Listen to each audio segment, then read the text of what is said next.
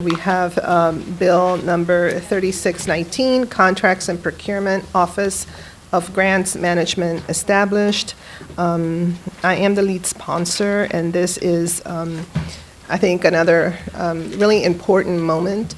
This is an area that we have been really busy working on. Started with the previous council, a lot of work in the HHS committee to begin to look at ways that we can reform our community grants process, but just in general, just the grants process.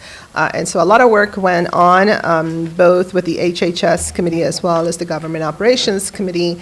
A lot of feedback that we heard from the community, especially from the nonprofit community, and also really great support from our grants, community grants, Carolyn Chen and everybody who's been working so hard to manage all of these different competing processes. And so this particular bill is the result of all of that conversation.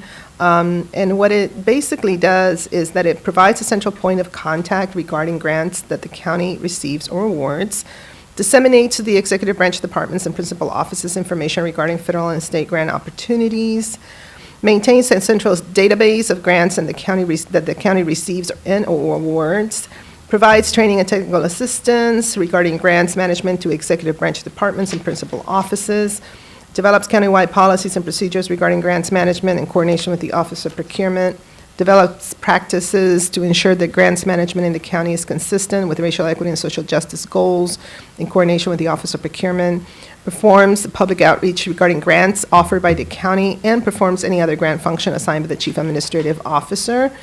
We do have a tentative date for a public hearing on January 14th, 2020 at 1:30. As I stated earlier, I think the main purpose of this bill is to provide efficiency, to provide also predictability and transparency for those nonprofit organizations that would like to apply for this kind of funding. We have also had conversations about ensuring that the executive branch reviews, especially those organizations who have been receiving large amounts of money for many, many, many years, which indicates that we consider those to be core functions of county government, and so perhaps they should be in the base budget. And that is something, again, that we've had a lot of conversations throughout the years. We also want to make sure that we have that one point of entry and that there is a single, application, which we started doing already. But this idea of just knowing, having that predictability is very important. I co-founded a nonprofit organization, and I led that organization for 8 years. And there is no doubt that it was confusing then, and I know it was still confusing today, how to kind of navigate those two processes. So that is what this bill intends to do, and just really want to, again, mention, Carolyn, thank you so much for all your work on this particular process. It has not been easy, but a lot of moving pieces. But I think that this is a really great start, and I hope that through the public hearing and the work sessions, we can maybe fine-tune it. But to me, I think this is a really good start.